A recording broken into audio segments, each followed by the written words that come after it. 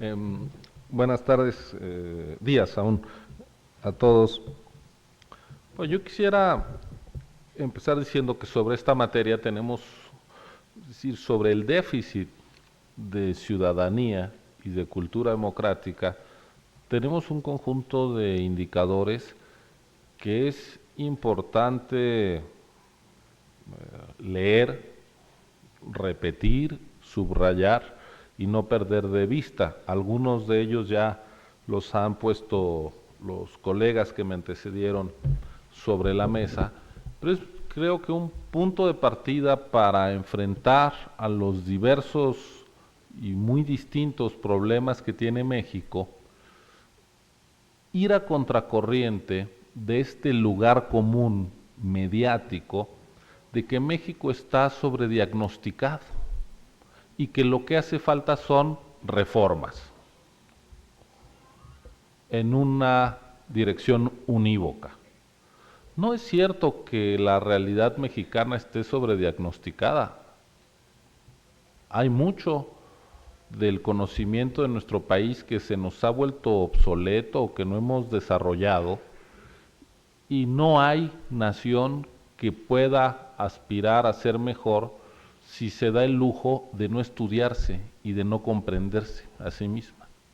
Entonces yo quiero por eso recalcar la importancia del informe país, del Latinobarómetro, si bien no fue hecho a instancias de una institución nacional, y de la información muy importante y muy poco apreciada todavía, en buena medida, lo digo autocríticamente por responsabilidad nuestra, de los resultados de la consulta infantil y juvenil de 2015, que se levantó el mismo día de la jornada electoral del 7 de junio.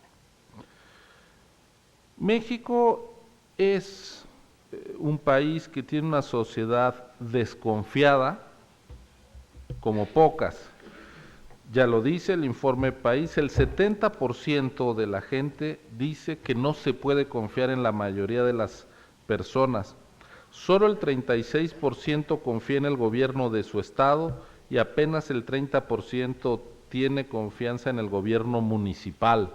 No es solo un asunto frente al gobierno federal, son también el gobierno local, el gobierno más cercano, el del municipio, respecto al que se recela. Pero también se recela del legislador, del alcalde, del político. Sabemos que los partidos, los legisladores tienen el menor aprecio entre la ciudadanía, solo tiene algunos peor la policía. Pero la gente también desconfía de los maestros, el 44% desconfía de los maestros, de los curas, el 45%. Es decir, es un problema de convivencia y coexistencia que va más allá del tema de la política, aunque no deja de ser político este asunto de la desconfianza. No mejor es el panorama en lo que toca a la percepción sobre el Estado de Derecho y la justicia. Solo 4 de cada 100 consideran que las leyes se respetan mucho, mientras que 37% sostiene que poco se respetan y 29% que nada. De quienes han sido víctimas de algún delito, 61% no presentó denuncia y 4 de cada 10 refieren haber tenido malas experiencias con la autoridad en el pasado. Somos una sociedad desconfiada, pero también que discrimina.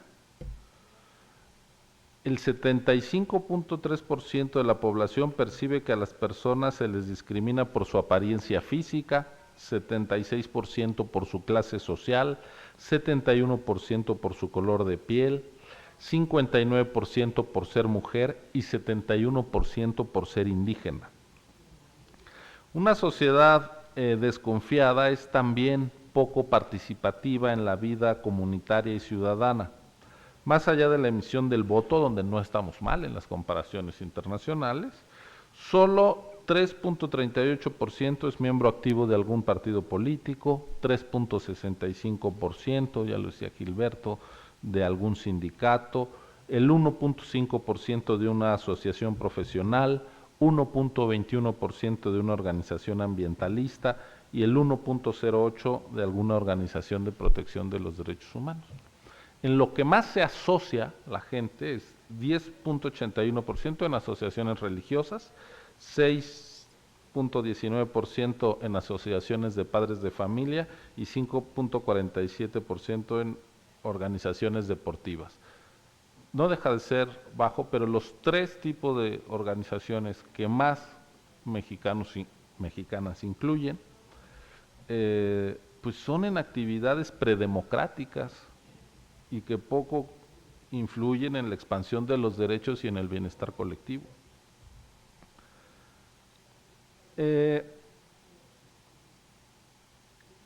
Y en este contexto, pues tenemos una democracia joven, pero con un alto descrédito ya. Jacqueline Pechard recordaba los datos gruesos del Latinobarómetro. Solo el 19% de los ciudadanos está satisfecho con la democracia, mientras que el 56% de los latinoamericanos consideran la democracia preferible a cualquier otra forma de gobierno. La cifra en México baja al 48%, mientras que el 23% de los latinoamericanos, cifra baja de por sí, se sienten representados en el Congreso. México vuelve a estar por debajo de la media con 17%.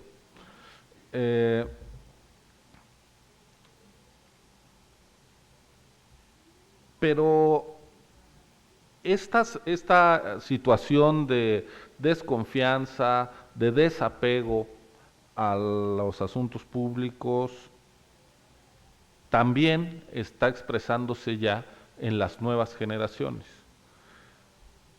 Doy algunos datos de la consulta infantil y juvenil. Estas participaron casi 3 millones de niños y jóvenes. No es una muestra representativa porque ellos fueron a donde se pusieron las mesas de consulta, entonces podemos pensar que son hijos de familias con más interés por participar o jóvenes también con inquietud. Quizás si fuera representativo del todo, los datos podrían ser distintos e incluso más preocupantes. Pero miren ustedes, se les preguntó si se sienten seguros en su casa, en la escuela y en la calle. Además, a los adolescentes, al grupo de 14 a 17 años, se les preguntó la percepción de seguridad en el trabajo. Como era de esperarse, la casa es el lugar donde más seguros se encuentran los niños y jóvenes. Sobresale la percepción de inseguridad en la escuela. De 6 a 9 años, 7.9% se siente inseguro en la escuela, pero entre los de 14 a 17 años se duplica, 15.3%. Y en el caso de las opiniones de los adolescentes, más de una cuarta parte de ellos dicen sentirse inseguros en la escuela, el 27.2%. Peor todavía es el sentimiento de inseguridad de niños y jóvenes en la calle. 3 de cada 4 niños de 6 a 9 años, el 75.4%, se sienten inseguros en la calle. 6 de cada 10 de los que tienen entre 10 y 13 años y solo un 29% de los jovencitos de 14 a 17 se sienten seguros en las calles. No se trata solo de la percepción que tenemos los adultos de que comparativamente la infancia ya no es lo que era, porque ya no vemos a los niños jugando en las calles como hacíamos nosotros, las calles que son ese espacio primordial de socialización, sino la constatación de que los espacios públicos cada vez lo son menos. Y yo me pregunto, siguiendo un poco lo que decía Andrés, ¿hasta dónde puede haber democracia sin espacio público? Y estos datos reflejan que en México se vive una infancia de puertas adentro, con temor a salir a donde están los otros. Habrá que poner atención sobre las implicaciones que para la convivencia y la coexistencia social tendrá el crecimiento de generaciones para las que la calle se volvió un espacio ajeno y más aún peligroso. Por otro lado, la violencia está muy temprano presente en la vida de los mexicanos, y no solo por la espiral de la violencia del crimen organizado en los últimos años. Basta decir que 12% de los niños de 6 a 9 años dice que en mi familia me golpean, mientras que el 35.6% de los niños de 10 a 13 años dice haber sido testigo de actos de violencia contra otra niña o niño. Y entre los adolescentes de 14 a 17 años, una quinta parte, 19.5, declara sufrir o haber sufrido violencia, y 17.4% haber participado en actos violentos. Otros datos inquietantes son que el 17% de los niños de entre 10 y 13 años afirme: en mi escuela o por donde vivo ofrecen drogas a niños y jóvenes, y 4% de los jóvenes de 14 a 17 años señale que me obliguen a formar parte de un grupo de delincuentes. Una sociedad desconfiada produce niños y jóvenes recelosos de los demás. Si bien entre los niños de 6 a 9 años la confianza es mayor en su familia, en los amigos, en sus maestros, comienza a descender entre los 10 a 13 años y es mucho más baja ya entre los adolescentes. Confían en su familia, pero solo el 44% confía en los maestros, 32% en los médicos, 25% en el ejército, 23% en los vecinos, 21% en la policía, y en el extremo bajo están los gobernantes y los partidos políticos, a los que confían solo el 5.2% de los adolescentes de entre 14 y 17 años. Bueno, yo creo que esto es suficientemente serio y que debemos de entender los resultados de la consulta infantil y juvenil en cierta perspectiva histórica. Bien visto, quienes participaron en junio pasado, los más grandes tenían 17 años, es decir, habían nacido por ahí de 1998. Aprendieron a leer, a escribir, empezaron a ir a la escuela, todos ya en el México post-transición política. Es decir, son los hijos de la democracia, los hijos de una democracia de muy baja calidad. Y yo creo que ese es el principal reclamo que nos tenemos que hacer como generaciones. ¿Cómo tenemos una democracia que no logra resolver los problemas que debía plantearse de resolver? Y creo que aquí hay un problema sí de incomprensión de lo que es la democracia por parte de la ciudadanía, porque aunque ha caído el aprecio por el sistema democrático, aún es mayoritario, y sin embargo, cuando uno pregunta sistemáticamente por los instrumentos indispensables de la democracia, los partidos, el Parlamento, el aprecio es mucho menor que el que se tiene por la democracia. Es decir, no se está entendiendo qué es la democracia.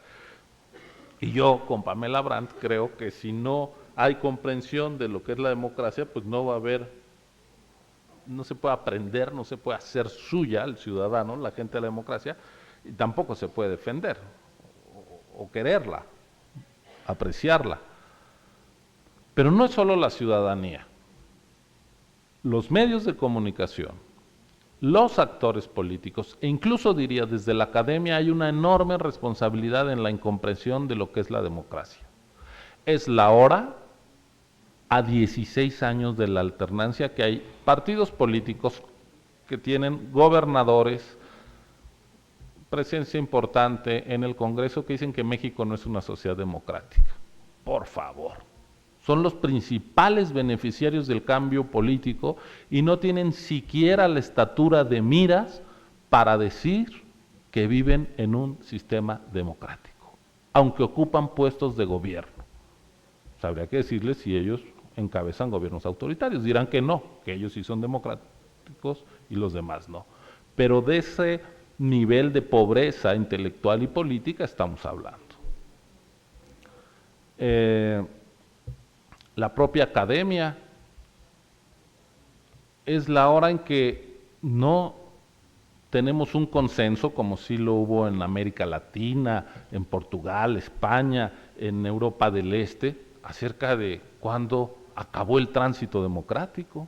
Seguimos diciendo que vivimos en la transición, desde la academia, no desde cualquier ciudadano que no ha leído a Bobbio, a Dahl, a quien quieran, ¿no? Bueno, entonces, los avances que hemos tenido en materia democrática no los reconocemos y al mismo tiempo a la democracia se le pretenden atribuir facultades mágicas. Y como decía un amigo en el año 2000 cuando se dio la alternancia, no confundan a la democracia con la felicidad. La democracia es un método muy imperfecto, pero mejor que los otros, para resolver los problemas de sociedades complejas y resolverlos pacíficamente y sin atropello de derechos. Bueno, eso quiere decir que los viejos problemas ahí siguen, ¿no? Tenemos muchos problemas en común, aunque ustedes tienen mejor cerveza, pero... Good tequila. Sí.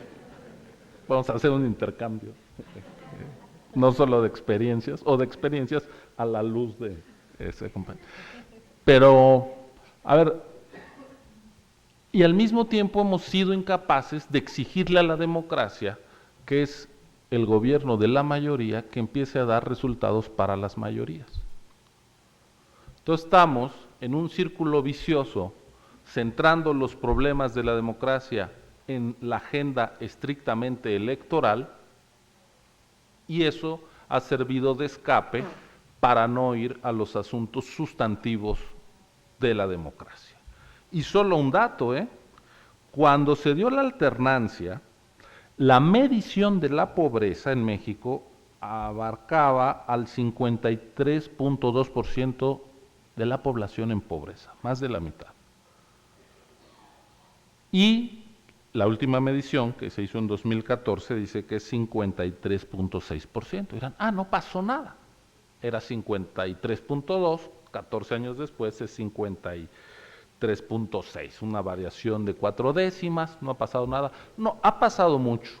Pasó que fue durante la democracia, de los gobiernos de la alternancia, de ya 2 alternancias, pero una cosa más, la población pasó de 98 a 120 millones de personas.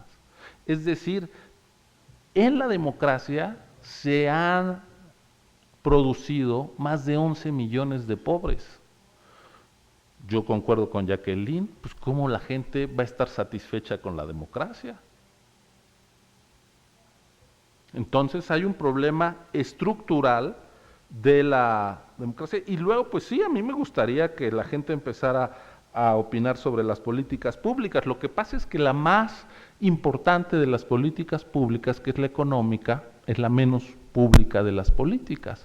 Y tenemos un diseño de despotismo ilustrado donde, fuera de control democrático, se toman las decisiones más importantes, que entre otras cosas tienen que ver con cómo abatimos la inflación, pero nunca nos hemos planteado, y eso está desde la Constitución, no nos hemos planteado que el crecimiento y el empleo sean objetivos de esta nación y del Banco de México.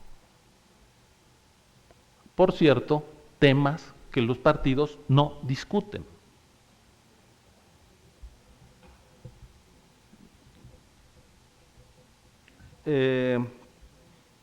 Entonces, bueno, la democracia, el cambio político y la educación cívica que uno esperaría que la democracia produjera, pues no ocurren en el vacío, sino sobre condiciones materiales que están ahí. Y si bien Marx era muy mal profeta del cambio político y de la destrucción del capitalismo, sí era un hombre muy serio haciendo crítica a la realidad social. Y sí hay pues, unas razones materiales que uno no puede borrar e ignorar, no se puede despejar las condiciones de vida materiales de la población del diagnóstico de la calidad de una democracia. Y hay que reconocer que nuestra democracia es profundamente deficitaria en producción de bienestar.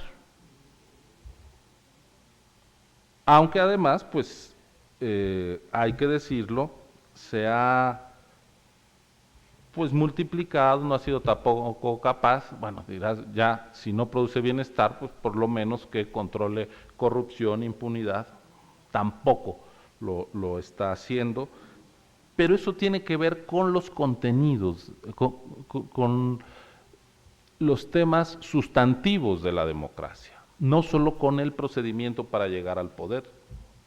Y creo, con esto cierro, ahí hay un problema adicional. Me pareció realmente interesante la reflexión de Pamela sobre que la democracia se puede cambiar y que hay un conjunto de experiencias que hacen que la gente se apropie, ¿no?, de ciertas prácticas y que tiene que ser entendible. Bueno, nosotros, como venimos de una tradición de desconfianza en las elecciones, construimos un sistema electoral al que se empezaron a diseñar una serie de candados para asegurar el respeto al voto, que fueron muy importantes y que posibilitaron un cambio político mayor. Pasamos de un partido hegemónico a un sistema de partidos imperfecto, pero siempre es mejor un sistema plural de partidos que un sistema, que un partido hegemónico. Pero nos la pasamos discutiendo reformas electorales, algunos de nosotros somos beneficiarios de eso, como autoridades electorales, aunque también víctimas profesionales de eso, porque tenemos unas leyes electorales barrocas que favorecen la litigiosidad electoral. No hay sistema político en el mundo con más juicios en materia electoral que México. Son millares de juicios políticos en materia electoral al año, millares. Es complejo, es litigioso y poco inteligible. El sistema electoral mexicano, que se fue enredando cada vez más por la desconfianza entre los actores políticos, acabó haciéndolo ininteligible para la población. Y si cómo se hacen las elecciones y cómo se resuelven no es un asunto que se comprenda fácilmente, es natural que también desde esta esfera se esté contribuyendo a la desconfianza hacia la política, hacia los partidos, hacia las elecciones y hacia el árbitro electoral mismo, incluso porque está haciendo su trabajo.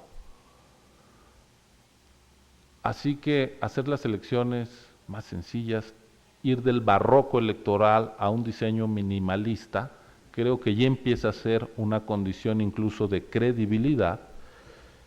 Y termino diciendo que la educación cívica, lo digo para los de casa, no es la tarea que se hace en una dirección de la Dirección Ejecutiva de Capacitación Electoral y de Educación Cívica. Cruza lo que hacemos todos los días. Está en la manera en cómo atendemos los módulos donde la gente saca su credencial, está en la manera en cómo el tribunal escribe sus sentencias y está en las decisiones que tomamos en el Consejo General. Yo creo que algo de responsabilidad hay en la educación cívica si cuando llega a Consejo General la evidencia de que en una entidad del país se adulteró un padrón de votantes y se inventaron votos, es decir, si se cometió la más grave de las faltas contra una elección genuina, que es un fraude, y no se decide despedir, remover a todos los consejeros electorales. Hay lecciones de educación cívica y a veces hay antilecciones de educación cívica. Muchas gracias. Tribunal, espero que corrija el asunto ahora.